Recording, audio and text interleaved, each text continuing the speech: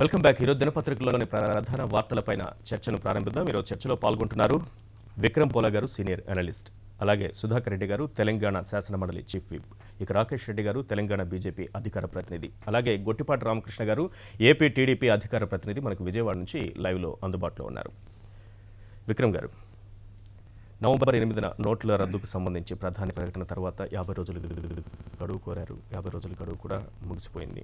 తర్వాత పాత నోట్లు డిపాజిట్ చేయడానికి ఉన్న టైం నిన్నటితో అది కూడా ముగిసిపోయింది.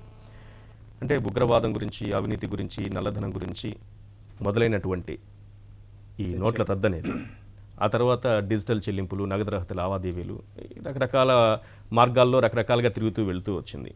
అయితే ఇన్ని రోజుల పరిణామాల తర్వాత ఈరోజు మళ్ళీ ప్రధాని మాట్లాడబోతున్నారు జాతిని ఉద్దేశించి. ఇందులో ప్రధానంగా పెద్ద నోట్ల రద్దుతో మనం సాధించిందేంటి, కోల్పోయిందేంటి, భవిష్యత్తులో ఎలాంటి చర్యలు తీసుకోబోతున్నాం, ఈ సమాధానాలు కావాలి, ఉంటాయా? ఇప్పుడు ప్రధాని మీద ప్రధానమైనటువంటి బాధ్యత ఉన్నదండి. ఎందుకంటే ఆ రోజు ఏదైతే సెప్టెంబర్ 8 నాడు ఆయన ఒక ప్రకటన చేశారు, నవంబర్ 8 నాడు, ఒక 50 రోజుల తర్వాత మొత్తం అంతా నార్మల్సీకి వస్తుంది, ప్రజలు ఎవరు ఇబ్బందులు పడాల్సిన అవసరం లేదు, దీనివల్ల దేశం అంటే నల్లధనం అంతా బయటకు వచ్చేస్తుంది, ప్రజల జీవన ప్రమాణాలు పెరుగుతాయి, దేశం అభివృద్ధి పదంలో ముందుకెళ్తుంది అనేటువంటి అనేకమైనవి చెప్పారు. ప్రజలు కూడా విశ్వసించారు. సరే 50 రోజుల తర్వాత చూద్దాం అనేటువంటి దీంతో ఓపికతో చూశారు. సో అనేక కష్ట నష్టాలు అందరూ పడ్డారు, పేదలు పడ్డారు, మధ్యతరగతి వారు పడ్డారు. సరే ఒక డబ్బులు విత్డ్రా చేయటమే ఏటీఎంలే కాకుండా చాలామంది యొక్క రోజువారీ కూలీలు కానివ్వండి, అసంఘటిత కార్మికులు, ఇవన్నీ చూసాం. వాళ్ళంతా చాలా నష్టపోయారు, రైతులు పోయారు. ఇప్పటికీ ఏంటంటే కొంత మెరుగుదల వచ్చింది. అంటే లాంగ్ క్యూస్ లేవు, లాంగ్ సర్పెంటైన్ క్యూస్ అంటాం, అటువంటి లేదు, కొంతవరకు ఈజీ అయింది. కానీ పూర్తిగా సమస్యలు అయితే తొలగిపోయాయి. 50 రోజుల తర్వాత ఒక అద్భుతం చూడబోతున్నాం అనే పరిస్థితి ఎక్కడా లేదు. తర్వాత ఏంటంటే అంటే జరిగిపోయిన నష్టాన్ని ఏ విధంగా వీళ్ళు పూడుస్తారు అనేటువంటిది కూడా ఒకటి వస్తుంది. అంటే ఒక ప్రధాని మోడీ గారు రోజు మాట్లాడుతూనే ఉన్నారు. వాళ్ళు ఏదో ఆయన కొత్తగా నిన్న భీమ్ అనేటువంటి యాప్ ఒకటి చేసిన సందర్భంలో కూడా మాట్లాడి ఆయన కొన్ని పర్టినెంట్ కామెంట్స్ అయితే చేశారు. ఏది ఇంతవరకు స్కామ్స్ ద్వారా డబ్బు బయటికి వెళ్ళింది, ఇప్పుడు డబ్బు లోపలికి రావడం అనేది జరుగుతుంది అనేటువంటి ఎంత పోయిందని రాసుకునే వాళ్ళు, మాట్లాడుకునే వాళ్ళు, ఇప్పుడు ఎంత వ్యవస్థలోకి వచ్చిందనే విషయాన్ని మనం మాట్లాడుకుంటున్నది. అది వినటానికి బాగానే ఉంది. సరే ఓవరాల్ గా మాట్లాడుకుంటున్న పరిస్థితి ఇప్పుడు ఎంత వచ్చింది, నల్లధనం ఎంత వచ్చింది, బ్యాంకుల్లో ఎంత జమ అయింది, దానివల్ల ఏం ఉపయోగాలు, ఇవన్నీ చూస్తున్నాం. అయితే ఇక్కడ ప్రధానంగా జరగాల్సింది ఏంటంటే నార్మల్సీ రెస్టోర్ అవ్వాలి. అంటే ఇవాళ కనుక ప్రజలు వెళ్తే బ్యాంకుల నుంచి ఎటువంటి ఆంక్షలు లేకుండా పూర్వం ఏ విధంగా అయితే ఉన్నదో, అంటే మనం చెక్ ఇచ్చి డబ్బులు తీసుకోవడం, లేకపోతే ఏటీఎం కార్డు పెట్టి మనం విత్డ్రా చేసుకోవడం, ఇవన్నీ ఉంటే మనకి ఇబ్బంది లేదు. ఎస్, ఆయన ప్రామిసెస్ ఫుల్ఫిల్ చేశాడు, ఆయన ఏదైతే చెప్పారో అది ఫుల్ఫిల్ చేశాడని. బట్ మనం కనుక చూస్తే అంటే మోడీ గారి మాట ఏదో ఇవాళ గొప్పగా ఉంటుంది అనేటువంటిది మనం అంటే if go by the recent past, అంటే ఆయన విదేశాల్లో దాచుకున్నటువంటి నల్లధనాన్ని బయటికి తీసుకొస్తాను, జన్ధన్ యోజన ఖాతాల్లో 15 లక్షలు వేస్తాను అనేటువంటిది, తర్వాత మన అంటే ఆంధ్రప్రదేశ్ రాష్ట్రానికి సంబంధించి ప్రత్యేక హోదా కానివ్వండి, మిగతా రాష్ట్రాల ప్యాకేజీలు కానివ్వండి, ఇటువంటి అనేక హామీలు ఇచ్చారు. అంటే ఆయన అంటే ప్రస్తుతం ఆయన కనుక చెప్పే దాంట్లో విశ్వసనీయత అనేటువంటిది తగ్గింది, ప్రభుత్వం పైన విశ్వసనీయత తగ్గింది, ప్రధాని మోడీ గారి మీద తగ్గింది, బ్యాంకింగ్ వ్యవస్థ మీద తగ్గింది. ఇటువంటి నేపథ్యంలో ఏ విధంగా ఆయన ప్రజల్ని తిరిగి వాళ్ళలో ఆత్మవిశ్వాసాన్ని పాదుకొల్పగలరు అనేటువంటిది చూడాలి. అంటే ఆయన ఒక్క ప్రసంగంలోనే అద్భుతాలు చేసేస్తారనేటువంటి అంటే భ్రమలు మాత్రం అయితే జరగలేదు. బట్ ఏంటి ఇది ఈ నార్మల్సీ ఇంకా ఎన్ని నెలలు, కొంతమంది ఏంటంటే ఆర్థిక నిపుణులు చెప్పేది ప్రకారం ఇంకొక 2 నెలలు పడుతుందని, కొంతమంది 6 నెలలు పడుతుందన్నారు. ఒక మాట. ఇంకొకటి, అరుణ్ జైట్లీ గారు, అంటే ప్రధాని మోడీ గారు కాదు, నిన్న అరుణ్ జైట్లీ గారు ఒక ప్రకటన చేస్తారు, ట్యాక్స్లు విపరీతంగా అంటే వృద్ధి కనిపించింది, అంటే డిమానిటైజేషన్ వల్ల ఆయా రంగాల్లో అంటే ప్రత్యక్ష పన్నుల్లో మనకు వృద్ధి కనిపించింది, జీడిపి కూడా పెరుగుతుంది అంటున్నారు. ఇదేంటంటే ఇది కొంచెం మసిపూసి మారేడుకాయ చేయటం. ఎందుకంటే మనం చూసాం ఇక్కడ జీహెచ్ఎంసీ కానివ్వండి, చాలా అంటే ఒకేసారి 6 నెలలు పాత నోట్లతో ట్యాక్సులు కట్టించుకున్నటువంటి పరిస్థితి. కాబట్టి ట్యాక్సేషన్లో విపరీతమైనటువంటి గ్రోత్ వచ్చింది. కాబట్టి అద్భుతం డిమానిటైజేషన్ వల్ల అది తప్పది. కాబట్టి జీడిపి డెఫినెట్ గా 0.5 రాష్ట్రాలు నష్టపోయింది కూడా ఈ మంత్ లెక్కలతో తేలుతుంది అనేటువంటిది చెప్తున్నారు. లాస్ట్ మంత్ కాబట్టి మీకు ఏదైతే లీగల్ టెండర్ కానిటువంటి నోట్లతో ట్యాక్సులు కట్టించుకున్నారో దానివల్ల వృద్ధి చెందింది తప్ప జైట్లీ గారు ఏంటంటే దాన్ని మిస్లీడ్ చేయటం, దేశ ప్రజలు మిస్లీడ్ చేయటం. కాబట్టి డెఫినెట్గా జీడిపి గ్రోత్ రేట్ తగ్గుతుంది అనేది జిఎస్డిపిలు తగ్గుతున్నాయి ఆయా రాష్ట్రాలు చెప్తున్నాయి. మార్కెట్ క్యాపిటలైజేషన్ ఓవరాల్గా పడిపోయింది. సో దీన్ని కూడా మనం పరిగణలోకి తీసుకోవాలి. కాబట్టి మోడీ గారు ఏం చెప్తారన్నది just wait and watch. Right. Rakesh Reddy గారు, ఒక అద్భుతమైన ఫలితం వస్తుందని దేశ ప్రజలందరూ కూడా ఆశించారు. ఆ మేరకు ఎన్ని ఇబ్బందులున్నా భరిస్తూ వచ్చారు. ఫలితాలు కొంతవరకు కనిపిస్తున్నాయేమో, కొంతవరకు కనిపిస్తున్నాయి, కాదని ఎవరు అనట్లేదు. కానీ ఎంతకాలం ఈ స్ట్రగుల్? 50 రోజుల్లో 126 సార్లు సవరణలు చేసుకుంటూ పోతూ ఇప్పటికైనా సరే ఈ కష్టాల నుంచి బయటపడే పరిస్థితి ఉంటుందా? రెండోది, ఈరోజు మోడీ చేయబోయేటటువంటి ప్రసంగం ద్వారా దేశ ప్రజలకు ఏదైనా శుభవార్తలు ఏమైనా చెప్పబోతున్నారా కొత్త సంవత్సరం కాలంగా? ఇప్పుడు ఇబ్బందులు ఉన్నాయనేది ముందు నుండి మేము చెప్తా వస్తూ ఉన్నాం. ప్రధానమంత్రి గారు November 8 o'clock ఇచ్చినటువంటి స్టేట్మెంట్లో కూడా చెప్పారు ఇబ్బందులు ఉంటాయి, కానీ దేశ ప్రజలు ఒక నీతిమయమైనటువంటి ఒక దేశం కోసం, ఒక ట్రాన్స్పరెంట్ వ్యవస్థ కోసం దీన్ని భరించాల్సినటువంటి అవసరం ఉన్నదని వారు పిలుపునిస్తే ఇన్ని రోజులు గడిచినా 50 రోజులు గడిచినా కూడా పెద్ద పెద్ద క్యూలో నిలిచిన పరిస్థితి వచ్చినా కూడా ఒక్క ధర్నా చేయలేదు ఎవరు కూడా. పెద్ద ఇన్సిడెంట్స్ జరగలేదు ఎక్కడ కూడా. అంటే ఫస్ట్ చాలా చాలా మినిమల్, అది చాలా మినిమల్. అంటే ప్రజలకు మోడీ గారి పట్ల విశ్వాసం ఉన్నది. 50 రోజులు ఆగండి నేను రిజల్ట్ చూపెడతా అన్నారు. మీరు ఈరోజు రిజల్ట్ చూడండి.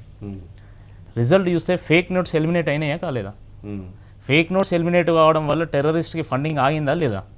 ఈరోజు కాశ్మీర్ లోయలో మనం గత 8-9 నెలల నుంచి చూస్తూ ఉన్నాం. రాళ్ళు రువ్వనటువంటి రోజు లేదు, నిత్యం కర్ఫ్యూయే ఇక్కడ. కానీ ఈరోజు పరిస్థితి మారింది. ఈరోజు రాళ్ళు రువ్వేటువంటి పరిస్థితి, కర్ఫ్యూ లేదు ఈరోజు. నక్సల్స్కి ఫండింగ్ ఆగిందా లేదా? ఇదే కాదు, ఇప్పుడు 15.4 లక్షల కోట్ల రూపాయల హై డినామినేషన్ నోట్స్ ఉంటే ఈరోజు 14 లక్షల కోట్ల చిల్లర అమౌంట్ వచ్చి పడింది. అంటే మిగతా ఏదైతే అమౌంట్ ఉందో 1 lakh crore to 1.4 lakh crores ఏదైతే ఉందో అది ఒక డివిడెండా కదా గవర్నమెంట్కి. ఈరోజు అది పేద ప్రజలకు ఖర్చు పెట్టబోతున్నారా లేదా మోడీ గారు? అదే అడుగుతున్నా. ఖర్చు పెట్టబోతున్నారు. అల్టిమేట్ గా దేశం కోసమే కదండి. ఆ మిగిలిన అమౌంట్ మోడీ గారు జేబులు వేసుకోరు, బీజేపీ నాయకులు ఎవరు జేబులు వేసుకోరు కదా. అల్టిమేట్ గా ప్రజల కోసం ఖర్చు పెడతారు. ఏ విధంగా ఖర్చు పెడతారు అనేది it's a government prerogative and priority. కాబట్టి అది చేస్తారు. అదే కాదు, ఈరోజు చూడండి మీరు నిన్న పత్రికల్లో చాలా పత్రికల్లో విశ్లేషణ వచ్చింది. ఏంది 4 లక్షల కోట్ల రూపాయల వరకు బ్లాక్ మనీ డిపాజిట్ అయిందని. అంటే ₹1 కోటి పైగా డిపాజిట్ అయినటువంటి అకౌంట్లు ఉన్నాయని చెప్పేసి వాటి మీద నోటీసులు పోతాయి. దాంట్లో మనకి ఎంతో కొంత ఆదాయం వచ్చేటువంటి 30% ఆదాయం వచ్చేటువంటి అవకాశాలు, 30 to 50% ఆదాయం వచ్చేటువంటి అవకాశాలు కూడా చాలా స్పష్టంగా ఉన్నాయి. ఇంకోటి చెప్తున్నా, ఇన్ని రోజులు పరుపులల్లా, గోడౌన్లల్లా, బీరువాల, లాకర్లలో దాచుకున్నటువంటి సొమ్ము ఏదైతుందో ఈరోజు బ్యాంకులకు వచ్చి పడ్డాయి. అల్టిమేట్గా ఆ సొమ్మంతా కూడా ఈ రోజు సర్క్యులేషన్లోకి వస్తుంది, ప్రొడక్టివిటీ పెరుగుతుంది. అది ఎంతవరకు బ్లాక్ మనీ, ఎంతవరకు ఇప్పుడు అది బ్లాక్ కావచ్చు, వైట్ కావచ్చు. ఇప్పుడు 50 days తర్వాత రేపటి నుంచి సామాన్య ప్రజలకు ఏం భరోసా ఇవ్వబోతున్నారు? మధ్యతరగతి ప్రజలకు ఏం చెప్పబోతున్నారు? Coming to that point. ఇప్పుడు క్యాష్ అనేది ఒక medium, it is not a commodity to store. Medium అంటే క్యాష్తో మనం ఏమైనా కొనుక్కోవాలి, అమ్ముకోవాలి తప్ప మనం ఇంట్లో పెట్టుకోవద్దు. అది ఇప్పుడు ఏమైంది, గవర్నమెంట్ కొంత ఇప్పుడు ఒక సర్టెన్ అమౌంట్ మాత్రమే ప్రింట్ చేయగలదు. జీడిపి బేస్గా కానీ, గోల్డ్ బేస్గా కానీ, ఫారెన్ రిజర్వ్స్ బేస్గా కానీ సర్టెన్ అమౌంట్ ప్రింట్ చేయగలదు. అంతే అమౌంట్ ప్రింట్ చేస్తుంది. కానీ ఏమవుతుంది, ధనవంతులంతా అమౌంట్ అంతా తీసుకుపోయి ఇళ్ళల్లో క్యాష్ రూపంలో పెట్టుకుంటే ఈరోజు బ్యాంకులు రైతులకు కానీ, ఈరోజు స్మాల్ అండ్ మీడియం ఎంటర్ప్రైజెస్ వాళ్ళకి లోన్లు ఇవ్వడానికి డబ్బులు లేవు బ్యాంకుల దగ్గర. క్యాపిటల్ అనేది పెద్ద ప్రాబ్లంగా తయారైంది. కానీ ఈరోజు ఈ చర్య వల్ల ఈరోజు లక్షల కోట్ల రూపాయలు ఈరోజు బ్యాంకులో వచ్చి పడ్డాయి. దాంట్లో అట్లీస్ట్ 50% మనకు బ్యాంకులో మిగిలినా కూడా it is a huge amount to lend. Government గంత ఎందుకండి, జీడిపి 140 లక్షల కోట్ల రూపాయలు ఉంది. కానీ గవర్నమెంట్ రెవెన్యూస్ చూడండి ఎంత దారుణం. మనం ఓవరాల్ మన సెంట్రల్ బడ్జెట్ చూస్తేనే 17 లక్షల కోట్లు. అంటే మన జీడిపికి అసలు గవర్నమెంట్ దగ్గర ఆదాయానికి అసలు సంబంధం లేకుండా పోయింది. ఈ యొక్క చర్య ద్వారా ఈరోజు డిజిటల్ అంకెల కన్నా కూడా ఫలితాలు చాలా ప్రధానమైంది. ఆ రకమైన ఫలితాలు ఉంటాయా ఈ రోజు ప్రసంగంలో? నిజానికి దేశ ప్రజలందరూ కూడా ఏదైతే ఎదురు చూస్తున్నారో ఆ మేరకు వాళ్ళకి ఏమైనా వరాలు ఉంటాయా ఈ కష్టాలు భరించినందుకు 50 రోజులు? డెఫినెట్ గా కొంత రిలీఫ్ ఉంటుంది. డెఫినెట్గా అట్టడుగు వర్గాలకు ఎంతో కొంత మేలు చూకేర్చేటువంటి ప్రకటనలు ఖచ్చితంగా మోడీ గారు చేస్తారు. ఎందుకంటే అల్టిమేట్ బెనిఫిట్ పేద ప్రజలకు ఇవ్వాలనే కదా ఏ గవర్నమెంట్ యొక్క సంకల్పమైనా. మా గవర్నమెంటే కాదండి, ఏ గవర్నమెంట్ మంచి చర్య తీసుకున్నా అల్టిమేట్ గా అట్టడుగు వర్గాలకు మేలు చేయడానికే తీసుకుంటది. ఈరోజు మనం ఫలితం చాలా స్పష్టంగా ఇస్తుంది. ఇదే కాదండి, పాలిటిక్స్ చూడండి, ఈరోజు 10 కోట్లు లేని ఈరోజు ఏ ఎంపీ కూడా పోటీ చేసేటువంటి పరిస్థితి లేదు. ఎమ్మెల్యే చూడండి 5 కోట్లు లేని పోటీ చేసే పరిస్థితి లేదు. మరి ఈ అమౌంట్ అంతా ఎక్కడి నుంచి వస్తుంది? రేపు రేపు ఇవన్నీ ఈ 50 రోజులకు సంబంధించిన అంశాలు, 50 రోజుల తర్వాత అంశాలు మనం మాట్లాడుకుందాం అనేసి అనుకుంటున్నాం. అదే వీటన్నిటి గురించి తీసుకున్నారు కాబట్టి ఆ ఫలితం మనం చూడబోతున్నాం. మోడీ గారు చాలా స్పష్టమైనటువంటి ప్రకటన చేసేటువంటి అవకాశం ఉంది. స్కీమ్ ఆఫ్ థింగ్స్ లో చూడాలి, మీరు జన్ధన్ అకౌంట్ తీసుకొచ్చారు, డైరెక్ట్ బెనిఫిట్ ట్రాన్స్ఫర్ తీసుకొచ్చారు, దాని తర్వాత ఇన్కమ్ డిస్క్లోజర్ స్కీమ్ తీసుకొచ్చారు, బినామీ బిల్లు, బ్లాక్ మనీ. మేము ఒక్కటే ఈరోజు అడిగేది కాంగ్రెస్ వాళ్ళని, మేము ఒకటే అడిగేది ఏంటంటే మోడీ గారు బ్లాక్ మనీ విషయంలో ఇన్ని చర్యలు తీసుకున్నారు కదా, అసలు మీరేం తీసుకున్నారు? ఈరోజు రాహుల్ గాంధీ గారు 5 ప్రశ్నలు 10 ప్రశ్నలు, అసలు ప్రశ్నలు వేసేటువంటి నైతిక హక్కు మీకుందా? ఇన్ని కుంభకోణాలు జరుగుతుంటే, లక్షల కోట్ల కుంభకోణాలు, 2G బొగ్గు కుంభకోణం, ఆదర్శ్ ఫ్లాట్ల కుంభకోణం, కామన్వెల్త్ స్కామ్స్ ఇన్ని జరుగుతుంటే మీరేం చేశారండి? అసలు మీరేం చేయకుండా ఈరోజు ప్రశ్నించేటువంటి హక్కు మీకు ఎక్కడున్నది? ఇది రాహుల్ గాంధీ ప్రశ్నలని పక్కన పెట్టండి, ఎవరైనా ఈ ప్రశ్నలు ఎవరికైనా వస్తాయి. ఆయన అడిగిన సాధారణ ప్రశ్నలే, అందరికీ అనుమానం వచ్చేటటువంటి ప్రశ్నలే, అందరికీ కావాల్సినటువంటి సమాధానాలు కావాల్సినటువంటి ప్రశ్నలు. నవంబర్ 8 తర్వాత ఎంత నల్లధనం బయటపడిందని మొదటి ప్రశ్న. ప్రశ్నించే హక్కు ఉంటది, కానీ బాధ్యత తీసుకొని మీరేం చేసారో చెప్పాల్సినటువంటి అవసరం ప్రజా జీవితంలో ఉన్నారు. మీరు ఒక జాతీయ పార్టీకి మీరు ఉపాధ్యక్షులుగా ఉన్నటువంటి వ్యక్తి, మీరేం చేశారో చెప్పండి ఫస్ట్. మీరు చెప్పిన తర్వాత మేము చెప్తాం దానికి. తులసిరెడ్డి గారు జాయిన్ అయ్యారు, ఏపీ కాంగ్రెస్ ఉపాధ్యక్షులు. తులసిరెడ్డి గారు, రాహుల్ గాంధీ గారు నిన్న ఒక 5 ప్రశ్నలు సంధించారు ప్రధాని మోడీకి ఈ డిమానిటైజేషన్ సంబంధంగా. అంటే ఈ 50 రోజుల పరిణామాల మొత్తం మీద ఈ 5 ప్రశ్నలకు అసలు నైతిక హక్కే లేదు అడగడానికి. రాహుల్ గాంధీ గారికి హక్కు లేదు, పక్కన పెట్టేద్దాం. సామాన్య ప్రజలు కూడా అడుగుతున్నారు అనుకుందాం, ఏ ప్రశ్నలు సామాన్యులు కూడా అడిగారు అనుకుందాం. ఎవరెవరి నిపుణులు మీరు సంప్రదించారు? ఎంతమంది మరణించారు? వారికి పరిహారం చెల్లించారా? నవంబర్ 8 తర్వాత ఎంత నల్లధనం బయటపడింది? 2 నెలల్లో 25 లక్షలకు పైగా డిపాజిట్ చేసినటువంటి వారి, అంటే నవంబర్ 8కు ముందు 2 నెలల ముందు ఎవరైతే 25 లక్షలకు పైగా డిపాజిట్ చేశారో వారి వివరాలు ఏమన్నా మీ దగ్గర ఉన్నాయా? అవేమన్నా బయట చెప్తారా? ఇవి 5 ప్రశ్నలు. ఇది సామాన్యులు కూడా అడగాల్సిన ప్రశ్నలే. అంటే ఎవరైనా అడగాల్సిన ప్రశ్నలే. ఆ ప్రశ్నలకు సమాధానం చెప్పాలా, మిగతా ఏదన్నా ఉంటే చెప్పాలా. ప్రశ్నలకు సమాధానం ఇచ్చి దాని తర్వాత విశ్లేషణ, తర్వాత ఏమన్నా విమర్శ చేసినా అర్థం ఉంది. కానీ ప్రశ్నకు సమాధానం చెప్పకుండా విమర్శ చేయడం అంటే సరుకు లేనట్టే లెక్క. సరుకు లేనప్పుడే ఇవన్నీ వస్తాయి. ఇప్పుడు రాహుల్ గాంధీ గారే కాదు, ఓవరాల్గా మనము ఈవెన్ ప్రపంచ స్థాయిలో విశ్వసించినటువంటి ఈ వాల్ స్ట్రీట్ జర్నల్ కానీ, ఫోర్బ్స్ మ్యాగజైన్ కానీ ఒకప్పుడు వచ్చేసి 10-15 డేస్ బ్యాక్ ప్రపంచంలోని విశిష్ట వ్యక్తుల్లో మోడీని ఒకరిగా పరిగణించినటువంటి ఫోర్బ్స్ మ్యాగజైనే ఈ ఇష్యూ మీద చాలా ఘాటుగా విమర్శించింది. ప్రజల సొమ్మును దోచుకున్నది, ప్రజలను దోపిడీ చేసింది ప్రభుత్వం అని చెప్పింది. కాబట్టి ఇది 50 రోజుల తర్వాత ముందు వచ్చేసి 53 రోజులు అన్నారు, మళ్ళీ 50 రోజులు అన్నారు. 50 రోజుల తర్వాత నాకు తెలిసి ఇంకా 3 నెలలు, కష్టాలు 3 నెలలు, నష్టాలు 3 నెలలు. కష్టాలు 3 నెలలు, ఇంకా ఇది గ్రాడ్యువల్గా, నష్టాలు మాత్రము 3 ఏళ్ల పాటు ఉంటాయి. ఇది ఫస్ట్ ఆఫ్ ఆల్ అన్ని రాష్ట్రాల జిఎస్డిపిల మీద ఫస్ట్ ఎఫెక్ట్ పడుతుంది. ఈ సంవత్సరము నేను మన ఒక ఆంధ్రప్రదేశ్లో చాలా ముఖ్యమైనటువంటి ప్రత్యక్ష పరోక్ష పనుల్లో వృద్ధి సాధించామని నిన్న ఆర్థిక మంత్రి అరుణ్ జైట్లీ గారు చెప్పారు.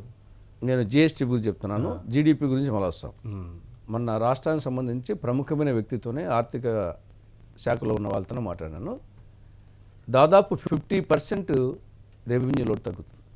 దాంట్లో వ్యాట్ రూపంలో కానీ, excise, motor vehicle tax, stamps and registration. October మాసం ఉంది, నవంబర్ మాసంలో కొంత ఎఫెక్ట్ వచ్చింది. అప్పటికి యాక్చువల్గా లేనే లేదు, అప్పటికి 800 కోట్లు తగ్గింది. నవంబర్ది డిసెంబర్లో ఎఫెక్ట్ వచ్చేసి ఇంకా ఈ నుండి తెలుస్తుంది. ఈ యొక్క మార్చి వరకు డెఫినెట్గా వచ్చేసి 50% రెవెన్యూ రిసిప్ట్స్ లాస్ ఉంటుందని చెప్పారు. ఇది not only Andhra Pradesh or Telangana కానీ దేశంలోని అన్ని రాష్ట్రాలకు రాష్ట్ర బడ్జెట్లో రెవెన్యూ రిసిప్ట్స్ రూపాయి రాక అనేది గణనీయంగా తగ్గుతుంది. దాని ఎఫెక్ట్ రాష్ట్రాలను బడ్జెట్ మీద పడుతుంది. మరి కేంద్ర బడ్జెట్ గురించి ఇంకా పూర్తి సమాచారం రాలేదు, కానీ కేంద్రానికి కూడా అంటే ఇప్పటికప్పుడు పూర్తి లెక్కలు తేల్చలేం, కానీ భవిష్యత్తు ఎలా ఉంటుందని ఊహాగానాలతో మనం చెప్పగలం. ఇది ఒకటి.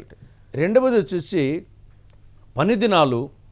మనం ఏదైనా ఒకరోజు స్ట్రైక్ చేస్తే దాన్ని మనము మేనవర్స్ లెక్కేస్తాం. ఈ సంవత్సరం ఈరోజు ఇన్ని వేల కోట్ల లాస్ అయింది దేశవ్యాప్తంగా స్ట్రైక్ వలన అంటాం.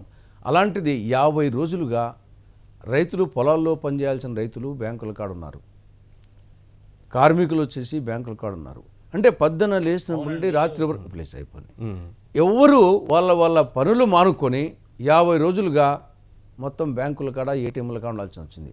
దీనివలన మేనవర్స్ను రూపాయలు లెక్కిస్తే ఈ యొక్క ఏదో తాత సంపాదన ఆకు బక్కకు సరిపోయింది అన్నట్టుగా మనం ఏదన్నా ఒకవేళ అంతో ఇంతో ఒకవేళ బ్లాక్ మనీ వచ్చినా కానీ అది మొత్తం వచ్చేసి మేనవర్స్లో అంతకన్నా ఎక్కువైపోయింది. ఓవరాల్గా ఇది ఒక చారిత్రక తప్పిదం.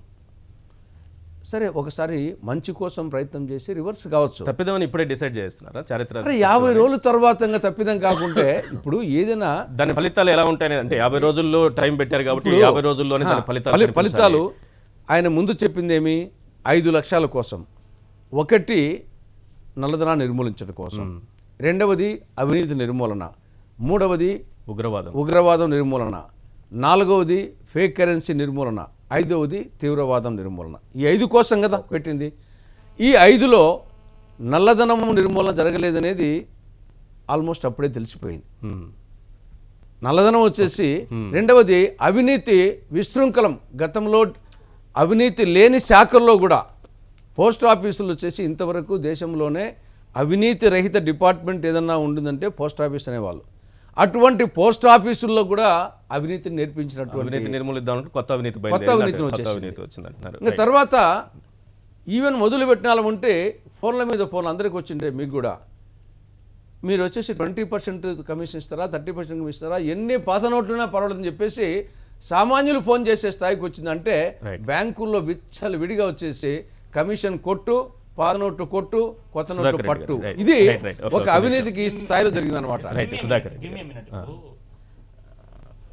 తులసిరెడ్డి గారు ఏం చెప్తున్నారు? క్యూలో నిల్చున్నారంటున్నారు. మీ ప్రభుత్వ హయాంలో యూరియా కోసం క్యూలో నిల్చున్నటువంటి పరిస్థితి మీరు మర్చిపోయినా, అవన్నీ మర్చిపోయి ఒక మంచి పని కోసం నిల్చున్నారు ఈరోజు ప్రజలు. అందుకే కదా సహనంతో భరించారని చెప్తున్నారు. జీడిపి ఇంకోటి జీడిపి ఉద్దేశంతో నిలబడ్డారు. జీడిపి అన్నారు. జీడిపికి వాస్తవం, వారు చెప్పిన దాంట్లో వాస్తవం ఉంది. జీడిపి తగ్గుతుంది, ప్రభుత్వం కూడా చెప్తుంది. ఆర్బీఐ కూడా సవరించింది జీడిపి యొక్క అంచనాని. కానీ లాంగ్ టర్మ్ లో పెరుగుతుందా లేదా అని వారు అనుభవజ్ఞులు, వారిని అడగండి. లాంగ్ టర్మ్ లో మొత్తము మీరు అంటే ట్రాన్స్పరెన్సీ తీసుకొచ్చిన తర్వాత, డిజిటల్ గా మారిపోయిన తర్వాత ప్రభుత్వం యొక్క ఆదాయం పెరుగుతుందా లేదా వారిని అడగండి. మొన్న కూడా ముఖ్యమంత్రి కేసీఆర్ గారు శాసనసభలో శాసన మండలిలో వాళ్ళు ప్రసంగించినప్పుడు చెప్పినటువంటి విషయం ఇదే. టెంపరీగా మనం తగ్గుతుంది, బట్ లాంగ్ టర్మ్ లో పెరుగుతుందా లేదా. కాబట్టి తాత్కాలికంగా ఇబ్బందులు ఉంటాయి, లాంగ్ టర్మ్ లో బెనిఫిట్ ఉంటుంది అనేది ఈరోజు చాలా మంది అంగీకరిస్తారు. 50 రోజుల తర్వాత బ్యాంకుల నుంచి అంటే సామాన్యులు ఆలోచించేది, సామాన్యుల విషయానికి వద్దాం. బ్యాంకుల నుంచి ఏటీఎం నుంచి విత్డ్రాయల్ పరిమితి పూర్తిగా ఎత్తేస్తే దాని మీద ఉన్న నిబంధన తీసేస్తారు, సడలిస్తారు, ఏమి పరిమితులు ఉండవు అని అనుకున్నారు. కానీ 2500 నుంచి 4500కి పెంచారు విత్డ్రా చేసుకోవడానికి ఏటీఎం నుంచి. నిజానికి ఏటీఎంకు వెళితే ఆ 4500 దొరికే పరిస్థితుంది. ఎన్ని ఏటీఎంలు పనిచేస్తున్నాయి? ఒకటి ఈశ్వర్ గారు, ఇదేమన్నా ఊరట కలిగించే అంశమా? ఈడ వస్తున్నటువంటి అంశం ఏంటంటే మోడీ గారు దేశంలో ఒక విప్లవాత్మకమైనటువంటి మార్పు తీసుకొస్తామనేటువంటి ఒక ప్రయత్నం చేస్తున్నాడు. తాత్కాలికంగా ఇబ్బందులు ఉంటాయి. ఎప్పుడైనా ఒక విప్లవాత్మకమైన మార్పు తీసుకురావాలన్నప్పుడు దేశంలో అందరూ కూడా ఆ మార్పును అంత తొందరగా ఆస్వాదించేటట్టుగా ఉండదు. కాబట్టి కొన్ని ఇబ్బందులు అనేటువంటి సహజం. ఆ ఇబ్బందులు ప్రజలు వాటిని ఏ విధంగా స్వాగతిస్తున్నారా లేదా అనేటువంటిది ఆలోచన చేయాలి. ఇలా 50 రోజులు మనం గమనించినట్టయితే ప్రజలలో మాత్రం అంటే జర మిడిల్ క్లాస్ కానీ అప్పర్ క్లాస్ కానీ వాళ్ళందరూ విమర్శనాత్మకంగా ఆలోచన చేయొచ్చు. కానీ సాధారణ జనం మాత్రం ఏదో హోప్, మాకు ఇంకా ఏమో ఆశ తగులుతుంది, మా గురించే చేస్తుండు మోడీ గారు అనేటువంటి ఒక ధోరణితోటి మాత్రం అవుతున్నారు. సామాన్య ప్రజల ఆశలు కూడా భారీగానే ఉన్నాయి. చాలా మంది ఏమనుకుంటున్నారు, రైతులైతే పంట రుణాలు రద్దవుతాయని, జీరో బ్యాలెన్స్ 10,000 అకౌంట్ లో వేస్తారని ఇలాంటి ప్రచారాలు అయితే జరుగుతున్నాయి. తప్పకుండా మనమైతే దాన్ని మాత్రం అందరం కూడా ఇప్పుడు మా ముఖ్యమంత్రి గారు కూడా మొదటి 10 రోజులు బాగా అధ్యయనం చేశాడు. ఎందుకంటే సాధారణ జనం ట్రాన్సాక్షన్ లేకుంటున్నది, మేమేదో అభివృద్ధి చేయాలనేటువంటి ఒక తలంపుతోటి ఒక ఊపుతోటి నడుస్తుంటే సడన్ గా బ్రేక్ అయినట్టు అయింది అనేటువంటి ఒక ధోరణితోటి మేము కూడా ఆలోచన చేసినాం. తర్వాత పోయి ప్రధానమంత్రి గారిని మొదటి ముఖ్యమంత్రి ప్రధానమంత్రిని కలిసినటువంటి వారు కేసీఆర్. కాబట్టి కలిసిన తర్వాత వారికి ఉండేటువంటి యొక్క విషయాలు ప్రజలు ఎదుర్కొంటున్నటువంటి యొక్క విషయాలన్నిటి కూడా చేసినాం. ఇవాళ 50 రోజుల తర్వాత మనం అధ్యయనం చేసినట్టయితే కొంతనైతే మార్పు వస్తుంది. తులసిరెడ్డి గారు గమనించిన ఒప్పుకున్నా ఒప్పుకోకపోయినా, ఎందుకంటే గతంలో ఉన్నటువంటి యొక్క క్యూస్ మాత్రం లేవు. ఇప్పుడు పెద్దలు మా విక్రమ్ గారు కూడా అంగీకరించారు. గతంలో మనం ఎట్లనైతే ఇబ్బందులు పడతామో ఇప్పుడు ఆ ఇబ్బందులు అయితే లేవు. మాకు సాధారణంగా ఎంతనైతే లావాదేవీలు నిర్వహించడానికి ఎంతనైతే అమౌంట్ కావాలనో అంత అమౌంట్ అయితే అందుబాటులోకి వస్తుంది. కాబట్టి అందుకొరకే ఎక్కువ ఇబ్బంది పడేటువంటి అవకాశం ఉండదు.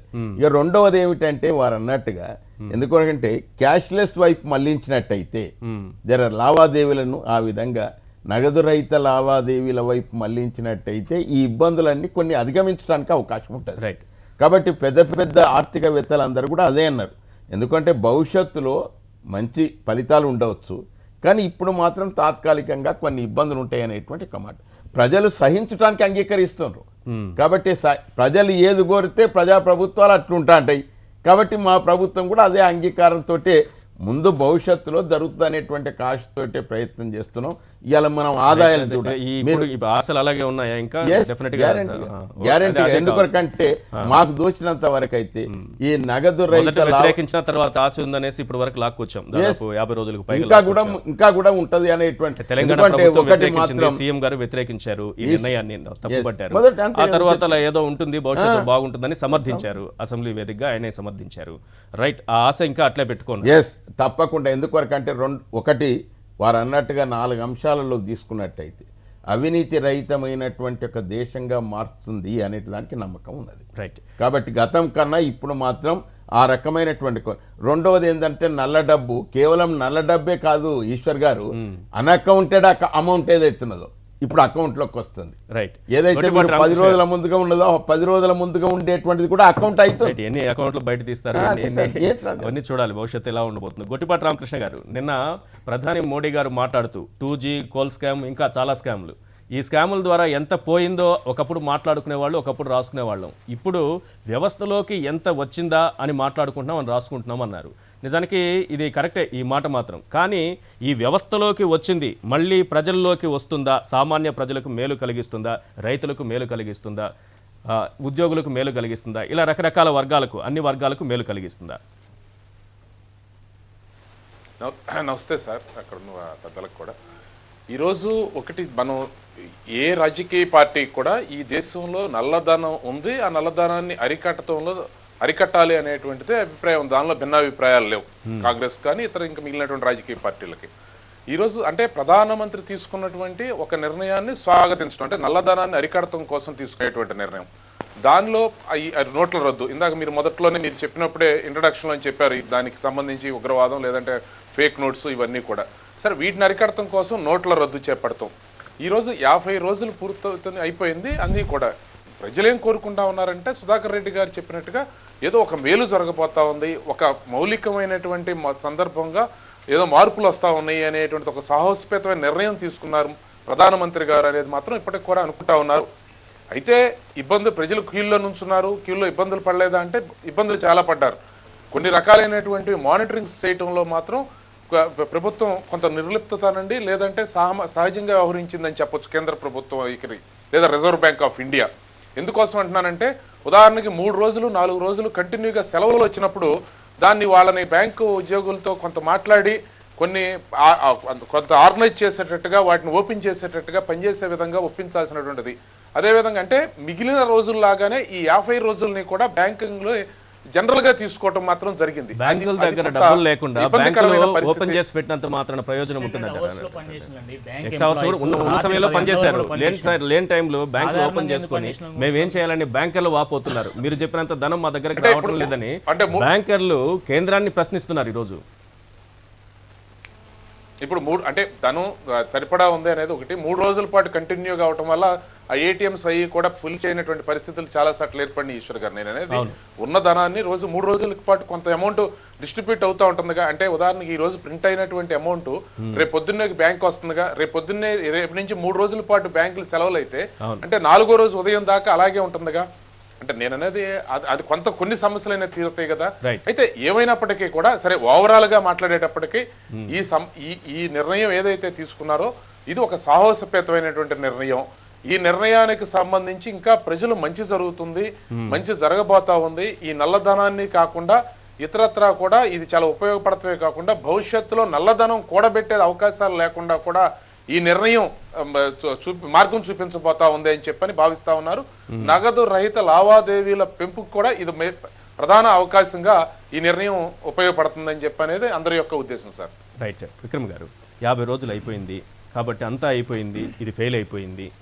ఈ ప్రధాని తీసుకున్న నిర్ణయం అట్టర్ ఫ్లాప్ నిర్ణయం, ఇది ఆయన తీసుకో ఉండాల్సింది కాదు, ఎందుకంటే సరిగ్గా అమలు చేయలేకపోయారనేది ఒకటి.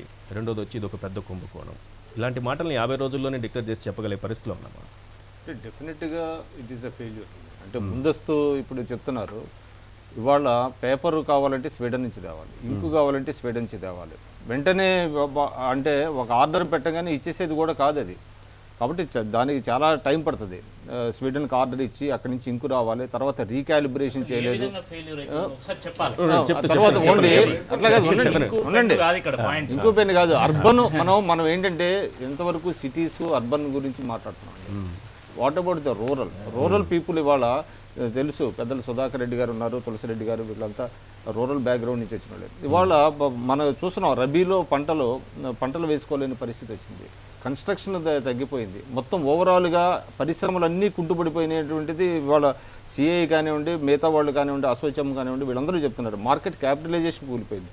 ఇదేంటంటే అంటే ముందస్తు చర్యలు, తర్వాత ఏం వస్తాయి, దీని నుంచి ఉత్పన్నమైనటువంటి సమస్యలు ఏంటి, దాన్ని ఏ విధంగా ఎదుర్కోవాలి అనేటువంటిది ఏమాత్రం లేకుండా, ఎవరితో సంప్రదించకుండా ఇవాళ ఆర్బీఐ మినిట్స్ బయట పెట్టట్లేదు.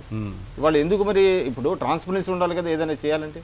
ఎందుకు ఆర్బీఐ మినిట్స్ బయట పెట్టడానికి ప్రభుత్వం సంశయిస్తుంది? ఇవాళ తులసిరెడ్డి గారు చెప్పింది చాలా పర్టినెంట్ పాయింట్. ఇందాక మనం డిస్కస్ చేసాం రాకముందు. ఇవాళ ట్యాక్సేషన్ విపరీతంగా పెరిగిపోయిందని, అంటే కొన్ని లెక్కలు అనుకూలంగా ఉన్న లెక్కలు చూపిస్తున్నారు. మీరేమో 5-6 నెలలకి ఒకేసారి మీరు పాత నోట్లతో మీరు కట్టేసేయండి ట్యాక్సేషన్ అని చెప్పిన తర్వాత ట్యాక్సులు పెరగకుండా ఎలా ఉంటాయండి?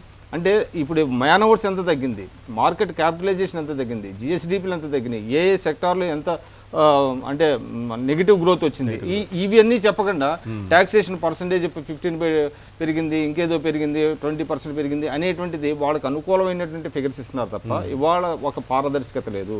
ఈ 50 రోజుల్లో ఏం జరిగింది అనేటువంటి ఒక సమగ్రమైనటువంటి సమీక్ష కొన్ని క్యాబినెట్లో చేయలేదు, ఆయన ఆర్బీఐతో చేయలేదు. ఇప్పుడు చేయకుండా ముఖ్యమంత్రి అంటే ప్రధానమంత్రి గారి ప్రసంగం వల్ల ఏంటి ఒరిగేది దేశ ప్రజలకి? ఏం ఒరగదు. మీరు చెప్పిన ఫిగర్స్ ఒక్కొక్కరు ఒక్కో రకమైన ఫిగర్స్ ఇస్తారు. అసోచాం అడిగితే ఒక రకమైన ఇస్తుంది, ప్రభుత్వం అడిగితే దానికి అనుకూలమైన ఫిగర్స్ చెప్తుంది, ఇంకొకరిని అడిగితే ఇంకో రకమైన ఫిగర్స్ చెప్తారు. ఆ రోజు 1990లో రిఫార్మ్ తీసుకొచ్చారు, ఆ రోజు రిజల్ట్ వచ్చిందా? దయచేసి ఇప్పుడు మీరు సమగ్రంగా విశ్లేషించాలి, వన్ సైడ్ విశ్లేషించదు. అటర్ ఫెయిల్యూర్ అని ఎట్లా చెప్తారండి? 1.4 lakh crores ఈ రోజు మిగిలిపోయిందా లేదా? ఫేక్ నోట్స్ ఎలిమినేట్ అయినాయా లేదా? టెర్రరిస్ట్ ఫండింగ్ ఆగిపోయిందా లేదా? కాశ్మీర్ లో మౌలికమైనటువంటి సమస్యల మీద రైతులు మొత్తం పంటలు వేసుకోలేదట రబీలా. ఎట్లా చెప్తారు మీరు? మా ఊరికి రండి, పంటలు వేసిన లేదా నేను చూపెడతా. ఏ ఊరికన్నా మన ఇద్దరం కలిసి వెళ్దాం. ఊరు కాదండి, గ్రామీణ పంటని అమ్ముకోలేని పరిస్థితుల్లో రైతులు ఉన్న సందర్భాలు కూడా ఉన్నాయా లేవా? అందరం చెప్తున్నామండి. తులసిరెడ్డి గారు చెప్తున్నారు, సుధాకర్ రెడ్డి గారు చెప్తున్నారు, మేము చెప్తున్నాం, అందరం చెప్తున్నాం. ఇబ్బందులు లేవని కాదు, ఇబ్బందులు ఉంటాయని స్వయాన ప్రధానమంత్రి చెప్పిండు. బట్ లాంగ్ టర్మ్ లో ఏంది దీని యొక్క ఫలితం ఏందని ఆలోచించాలి యాజ్ అన్ అనలిస్ట్ మనం. ఒకటి నేనైతే గమనించిన గ్రామీణ ప్రాంతాల్లో విక్రమ్ గారు, మీరు సాధారణ ఇల్లిటరేట్ని అడిగినా కానీ అయితే నేనే ఆశ్చర్యపోయినా. ఎందుకొరకంటే మరి మోడీ తీసుకున్నదా ఏమో ఇబ్బంది అవుతుందా అమ్మా అని నేను అడిగిన. మంచి పని చేస్తుండయా, నీకేమవుతుందా, నువ్వేమో బాగా మాట్లాడుతున్నావు అనే ఉల్టా మన మీదనే ఇంకా వాళ్ళు తీవ్రంగా ఉంచేటువంటి ఒక పరిస్థితి వస్తుంది. కాబట్టి ఆ రకంగా వాళ్ళకి హోప్ ఉన్నది. ఎందుకంటే ప్రధానమంత్రి ఇదే ప్రశ్న, ఇదే ఆ హోప్ ఉంది అని ఇప్పటి వరకు నడిపించుకుంటూ వచ్చాం. ఎంతవరకు ఉంటుంది, ఎప్పటి వరకు ఉంటుంది? ఎంతవరకు అంటే ఇప్పుడు చూడండి, మనం క్యాష్లెస్ విధానం మీద గతంలో ఎవరం కూడా మన గ్రామీణ ప్రాంతాల్లో లేదు. ఇప్పుడు నగదు రహిత నిజంగా మొన్న నేను పోతే ఒక మామూలు చౌకధర దుకాణాలకు పోతే వాళ్ళు కూడా డిజిటల్ విధానంతో లావాదేవీలు నడుపుతున్నటువంటి చూస్తున్నాం. కాబట్టి అట్లా మారుతూ వస్తుంది, తద్వారా కొంత ఆదాయం కూడా పెరుగుతుంది. కాబట్టి గ్రామీణ ప్రాంతాల్లో కూడా ఇటువంటి సౌకర్యాలు మెరుగవటం వల్ల అందరికి కూడా ఇలా మీరు అన్నారు ఏవైతే మనం పండించినటువంటి ధాన్యాన్ని అమ్ముకోవడానికి ఇబ్బంది అయితే అటువంటి ఇబ్బంది ఏమి లేదు. ఇలా ఐకేపీ సెంటర్లలో మొత్తం అందరు కూడా కొనుగోలు చేస్తున్నారు. కాబట్టి ఎక్కడ కూడా సాధారణమైనటువంటి జనానికి మాత్రం ఇబ్బంది అవుతున్నట్టుగా వాళ్ళు మాకు కష్టమవుతుంది అనేటువంటి మాట చెప్తలేరు. ఇదంతా మనం విశ్లేషకులకు మనం అందరం కూడా ఆర్థిక శాస్త్రవేత్తలు భవిష్యత్తులో ఇట్లా జరుగుతుంది అని ఊహిస్తుంటాం కానీ ఏదైనా ఎప్పుడైనా ఒక విప్లవాత్మకమైన మార్పు తీసుకొస్తున్నప్పుడు మాత్రం తప్పకుండా కొంత ఉంటుంది. కాబట్టి దాన్ని సహించడానికి ప్రజలు సిద్ధంగా ఉన్నారు. ఇప్పుడు నాకు చరిత్రలో ఒక 3 ఎపిసోడ్స్ జ్ఞాపకం వస్తున్నాయి. 1 తుగ్లక్ది, 2 గోర్బచేవ్, 3 బర్మాలో నేవిన్. 14వ శతాబ్దంలో మహమ్మద్ బిన్ తుగ్లక్ కూడా అతను కూడా మంచి ఉద్దేశంతోనే 2 పనులు చేశాడు.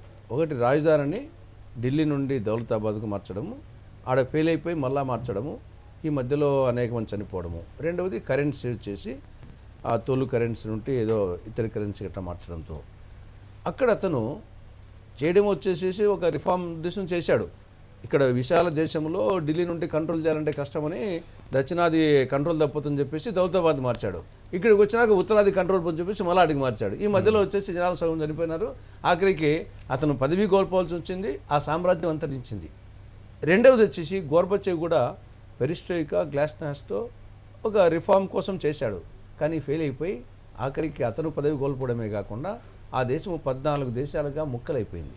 3వది బర్మాలో 1987లో నేవిన్ వచ్చేసి ఇట్నే అతను పెద్ద కరెన్సీ రద్దు చేసి దాంతో గ్రామీణ ప్రాంతాల్లో బార్టర్ సిస్టమ్ వచ్చింది. అంటే వస్తు మార్పిడి. అర్బన్ ఏరియాస్లో ఆహార ధాన్యాలు దొరక్క లూటీలు చేసి ఆఖరికి మిలిటరీ 10,000 మందిని చంపేసి 88లో తను దిగిపోవాలి. నేను దాంతో పోల్చి చూడలేదు.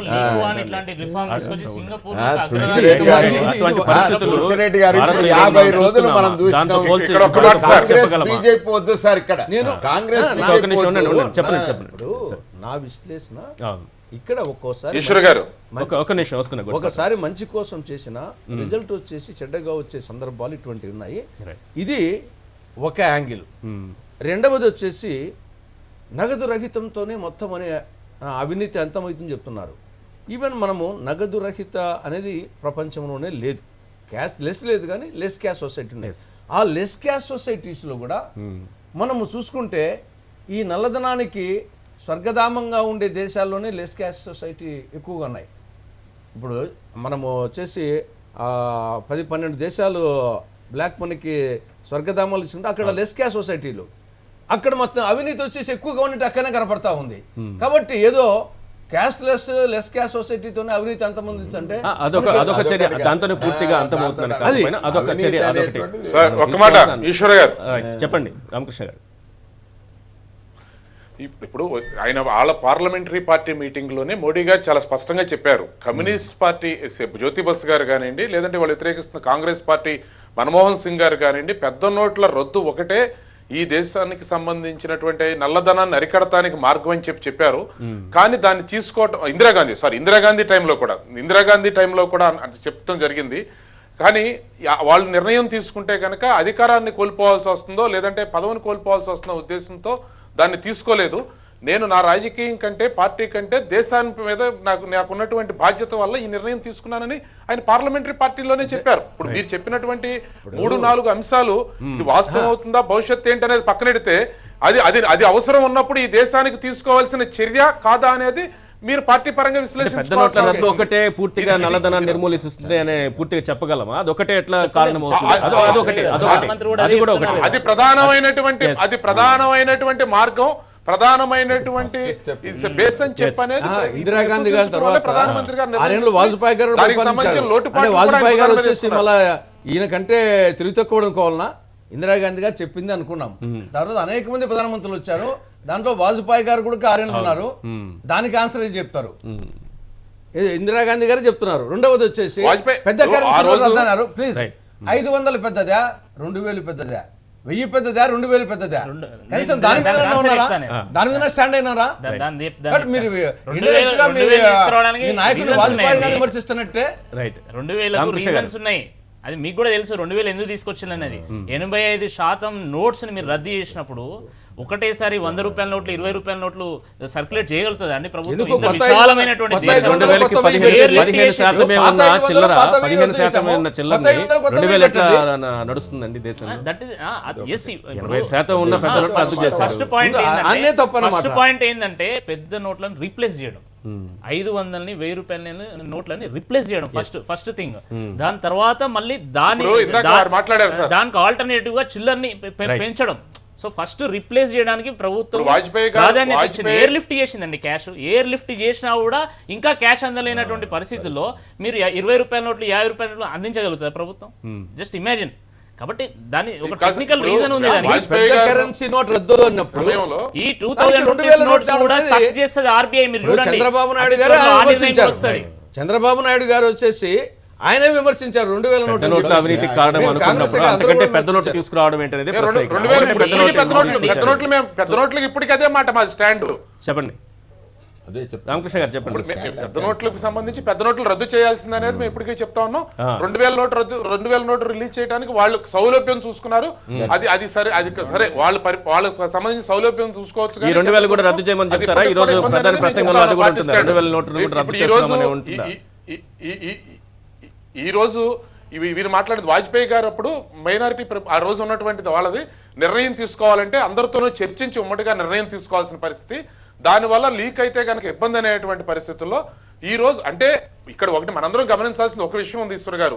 కారణాలు ఎవరు ఎందుకు నిర్ణయాలు తీసుకోలేదు అనేది పక్కన పెడితే అది ఆ నిర్ణయం మాత్రం అవసరం అనేది. అంటే పెద్ద నోట్ల రద్దు అనేది ఈ దేశంలో నల్లధనాన్ని తగ్గించడానికి పూర్తిగా రూపుమాపుతుంది అనే మాట కంటే కూడా కనీస తగ్గించడానికి అది ప్రధానమైనటువంటి మార్గం అవుతుందని మాత్రం అన్ని రాజకీయ పార్టీలు ప్రజలందరూ కూడా దీనికి ఆమోదించారు.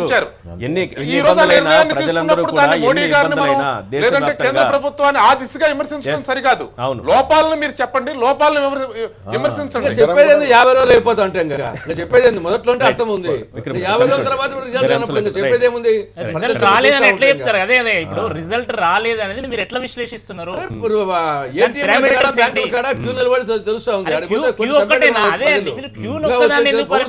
తీసుకుంటున్నారు. డివిడెండ్ ఎంత వచ్చింది గవర్నమెంట్ కి? 1,00,000 కోట్ల చిల్లర డివిడెండ్ వచ్చింది. ఫేక్ నోట్స్ ఎలిమినేట్ అయినాయి.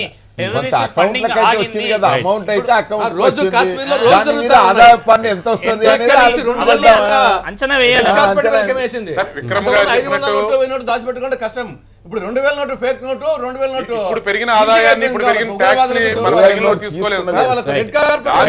దాన్ని పరిగణలో తీసుకుని పెరుగుతుందని చెప్పేది కరెక్ట్ కాదులేండి. రైట్ అండి, రైట్. మనం మరో అంశంలోకి వెళ్దాం. రైట్ రామకృష్ణ గారు, ఒక్క నిమిషం ఆగండి. వేరే అంశంలోకి వెళ్దాం. మనం ఉత్తరప్రదేశ్ రాజకీయాలకు సంబంధించి మొత్తం పరిణామాలు చూస్తే ఎట్లా అనిపిస్తుంది విక్రమ్ గారు? కొంతవరకు సమస్య పోయింది, ఎస్పీలో ముసలం పుట్టింది, సమస్య పోయిందని కొంత నాలుగు క్రితం మనం అనుకున్నాం. మళ్ళీ అభ్యర్థుల లిస్ట్ రిలీజ్ చేసే సమయానికి మొత్తం మళ్ళీ మారిపోయిన పరిస్థితి. అంటే రాజకీయ పరిభాషలో చెప్పాలంటే దీన్ని పొలిటికల్ హరాకిరి అంటారు. అంటే సూసైడల్ అన్నమాట. అంటే ఎస్పీలో జరుగుతున్నటువంటిది ఇవాళ దేశ రాజకీయాల్లో ప్రభావితం చేసేది యూపీ ఎలక్షన్స్. అందరి దృష్టి కూడా అంటే ఇన్ఫ్యాక్ట్ మనం ఇందాక చర్చించుకున్న అంశం కూడా యూపీ ఎలక్షన్స్ని దెబ్బతీయడం కోసం మోడీ గారు చేశారనేటువంటిది ఒక వాదన. అంటే అంత ప్రాధాన్యత ఉన్నటువంటి రాష్ట్రం యూపీ. యూపీలో మనం చూస్తే దురదృష్టవశాత్తు అంటే అదొక ప్రాంతీయ పార్టీ, అందులో కుటుంబ సభ్యుల ప్రమేయం ఎక్కువ. 2 బ్రదర్స్, తండ్రి వైపు ఒక ఆయన, కొడుకు వైపు ఒక ఆయన చేరి సో ఈ రకమైనటువంటి పరిస్థితి. అంటే ఇవాళ బియాండ్ రిపేర్, అంటే ఇద్దరు మళ్ళీ తిరిగి కలిసేటువంటి పరిస్థితి లేదు. కాబట్టి అందులో వర్టికల్ స్ప్లిట్ అయితే డెఫినెట్గా వచ్చే పరిస్థితి వచ్చింది. కాకపోతే ఏంటంటే ఎవరి వైపు ఎక్కువ మొగ్గు చూపుతారు అనేటువంటిది ఒకటే, అంతే తప్ప ఇంకేమీ లేదు. బహుశా నేను అనుకోవటం ఏంటంటే అఖిలేష్కే ఎక్కువ మంది శాసనసభ్యుల వాళ్ళ మద్దతు ఉన్నది. అయితే ఇక్కడ ఏంటంటే దీనివల్ల అంటే ఎస్పీలో పుట్టినటువంటి ముసలం వల్ల బీఎస్పీకి కొంత లాభం చేకూరుతుందా, బీజేపీకి లాభం చేకూరుతుందా అనేటువంటిది ఇక్కడ పాయింట్. తర్వాత ఏంటంటే కాంగ్రెస్ కూడా ఒకవేళ అఖిలేష్ సొంతంగా పార్టీ పెట్టుకొని ఎన్నికల్లో దిగితే అదే కాంగ్రెస్ కూడా వాళ్ళు రాత్రి కొంచెం నష్టం కలిగించారు. ఏఐసిసి కూడా ఏంటంటే we have to rework our political strategy అంటున్నారు. అంటే అఖిలేష్తో వెళ్ళాలా ములాయంతో వెళ్ళాలా అనేటువంటి దాని మీద ఉంది. డెఫినెట్ గా నేను అనుకోవడం ఏంటంటే అఖిలేష్. అయితే ఇక్కడ ఏంటంటే ఇక్కడ ఎస్పీ వీక్ అవటం వలన అక్కడ మీకు దళిత ఓటు, ముస్లిమ్స్, మైనారిటీస్ ఓటు రెండు కూడా ఎస్పీకి కొంచెం స్ట్రాంగ్గా మొదటి నుంచి కూడా ఉన్నాయి. ఇప్పుడు ఏంటంటే బీఎస్పీకి షిఫ్ట్ అవుతుందా, బీజేపీకి షిఫ్ట్ అవుతుందా అనేది చూడాలి. అంటే ఇక్కడ ఇంకొక జోక్ కూడా ఒకటి ఇట్ ఈస్ గోయింగ్ రౌండ్స్ అనమాట. ఎట్లాగంటే ఎక్స్పెల్ చేశారు, అంటే అసలు ప్రజలే రేపొద్దున వీళ్ళని ఎక్స్పెల్ చేసే పరిస్థితి వస్తుంది. అంటే 5 సంవత్సరాల నుంచి ఏంటంటే వాళ్ళు చాలా ఫ్రంట్స్లో వాళ్ళు ఫెయిల్యూర్స్ కనపడుతున్నాయి. ముఖ్యంగా ఏంటంటే లా అండ్ ఆర్డర్ చాలా డిటీరియేట్ అయ్యేటువంటి పరిస్థితి. సో ఈ అవకాశాన్ని అంటే కాంగ్రెస్ కూడా ఏంటంటే ఎస్పీతో కలవటం ద్వారా కొంత మెరుగు పరుచుకోవాలి తమ అంటే దాని యొక్క పరిస్థితిని అనుకున్నది. కాకపోతే అనుకోకుండా జరిగినటువంటి ఈ స్ప్లిట్, ఈ గొడవల వల్ల ఒక కల్బినేషన్గా వచ్చి రావటం వలన తిరిగి మళ్ళీ కాంగ్రెస్ బీఎస్పీ వైపు వెళ్తుందా, బీఎస్పీ కూడా కాంగ్రెస్ని చూస్తుందా, బీజేపీ ఒంటరిగా వెళ్తే ఎంతవరకు వెళ్తుంది, వీళ్ళ పరిస్థితి ఏంటంటే బట్ ఏంటంటే it is end of the SP at least ఏంటంటే టెంపరీగా డెఫినెట్గా వాళ్ళు ఒక పొలిటికల్ హరాకిరీ చేసుకున్నారు. తిరిగి వాళ్ళు కోలుకోవడం కష్టం. ఏదో మిరకిల్ జరిగితే తప్ప మళ్ళీ ఎస్పీ ప్లస్ కూటమి అంటే కాంగ్రెస్ కావచ్చు, ఇంకెవరైనా కావచ్చు, మళ్ళీ అధికారంలోకి రావడం కష్టం. రైట్. తులసిరెడ్డి గారు, ఇక్కడ తమ్ముళ్ళు, కొడుకు, బంధువులు మొత్తం అందరూ ఎంతమంది ఉంటే అంతమందికి పదవులు కట్టబెట్టి ప్రభుత్వం ఒకటి ఏర్పాటు చేసుకొని పాలన సాగిస్తూ ఉంటే ఈ కుటుంబ గొడవ అనేది మొత్తం ప్రభుత్వం మీద, పార్టీ మీద ప్రభావం కనిపిస్తోంది. అంటే కుటుంబంలో ఉండే ప్రతి ఒక్కరికి పదవులు ఇవ్వడం ఎంత ప్రమాదకరం అనే సంకేతాన్ని ఏమన్నా ఇస్తోందా ఇక్కడ? వేమన పద్యం జ్ఞాపకం వస్తుంది. చెప్పులోన రాయి, చెవిలోన జోరిగా, కంటిలోన నలుసు కాలిముళ్ళు, ఇంటిలోని పోరు ఇంతింత కాదయ్యా విశ్వదాభిరామిడవేమని ఆ ఇంటిలోని పోరు ఈ స్థాయికి వచ్చింది. ఇప్పటికే యూపీ అటు మతపరంగా, కులాల పరంగా ఇప్పటికే చాలా ఉంది. ఇప్పుడు కుటుంబ పరంగా కూడా, కులాల పరంగా దాటిపోయి కుటుంబ పరంగా కూడా వచ్చింది. ఇప్పుడు ఇక్కడ అటు జాతీయ పార్టీలు, ఇటు ప్రాంతీయ పార్టీల్లో మళ్ళీ అగైన్ ఇప్పుడు కుటుంబ పార్టీలు.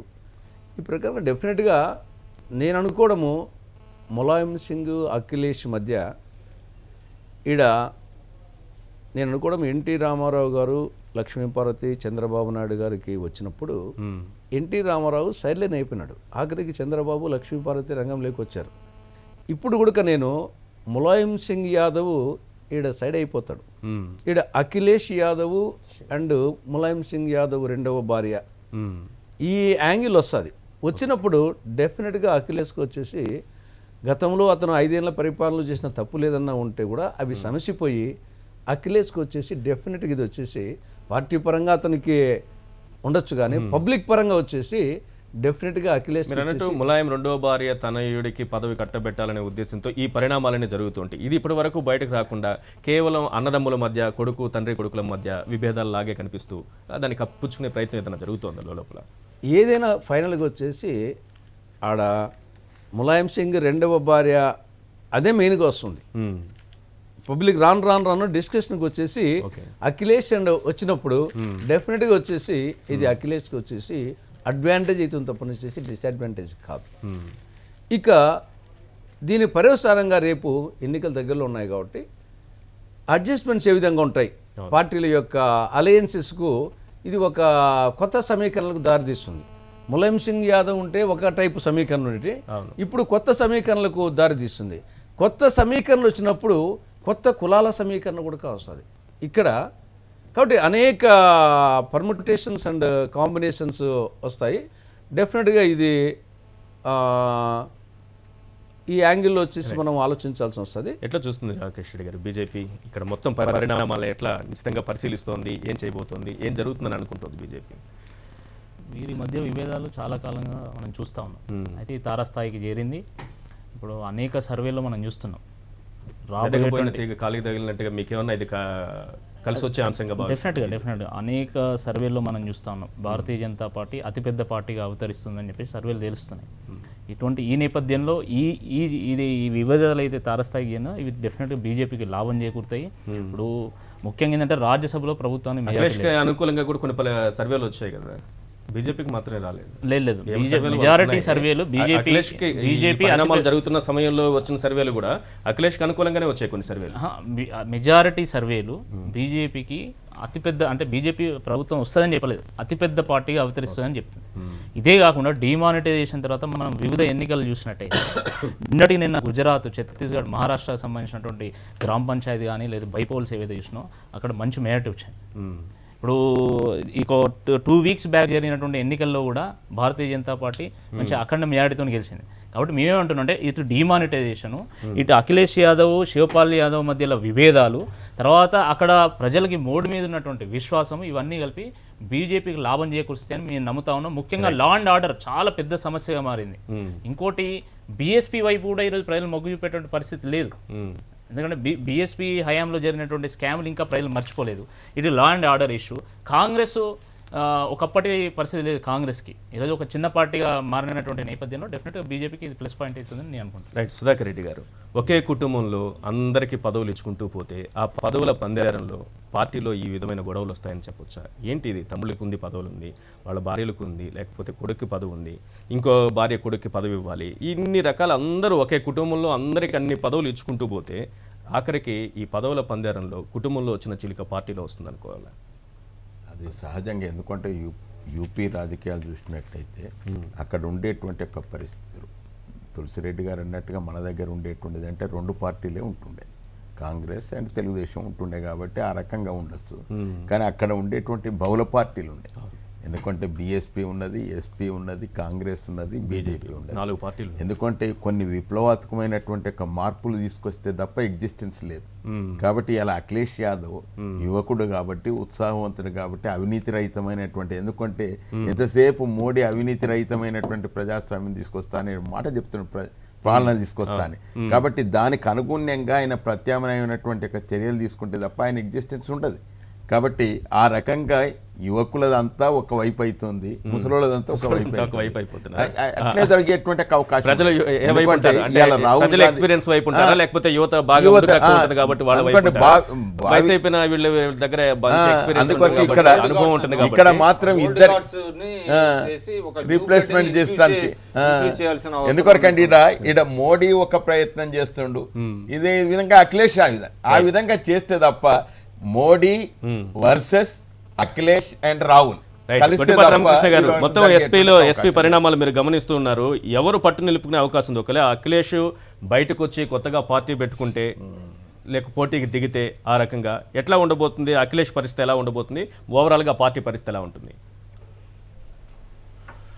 ఎందుకంటే ఇందాక వారు చెప్పినట్టు అఖిలేష్ మనకంటే మనకి ఇక్కడి నుంచి చూస్తూ ఉంటే మరి అఖిలేష్కే కొంచెం ఎక్కువ మొగ్గు కనపడతా ఉన్నట్లు ఉంది సార్ వాళ్ళిద్దరి మధ్య పోటీలో. ఎందుకంటే అతను పరిపాలన ఇచ్చినటువంటి తీరు ఇప్పుడు గత 2 సంవత్సరాల నుంచి మంచి పేరు వచ్చిందనే విధంగాను, అదే సందర్భంలో అతను కాస్త యువకుడుగా ఉండటం ఒకటి, రెండోది కుటుంబంలో ఉన్నటువంటి పోరు వల్లే అంటే ముఖ్యమంత్రిగా అతను పనిచేసిన పనితీరు వల్ల కాకుండా పార్టీ నిర్ణయం కుటుంబంలో పోరు వల్ల తీసుకున్నట్టుగా కనపడతా ఉంది. కాబట్టి అది ప్రజలకు వర్తించేటువంటి అవకాశం లేదు. అంటే ఒకవేళ ఇతను అవినీతి కానీ ఇతరత్ర కార్యకలాపాలు కానీ ఏదైనా నష్టపరిచే విధంగా సరైన అసమర్థమైనటువంటి ముఖ్యమంత్రిగా పేరు తెచ్చుకుంటే పార్టీ ఇతను తప్పించే ప్రయత్నం చేస్తే, ఏ పార్టీ అయినా కానీ కుటుంబంలో ఉన్న వాళ్ళందరికీ పదవులు ఇస్తే ఇలాంటి పరిస్థితులు ఉంటాయనేటటువంటి సంకేతాలు ఎంత దేశవ్యాప్తంగా ఇస్తోందా ఈ పరిస్థితి?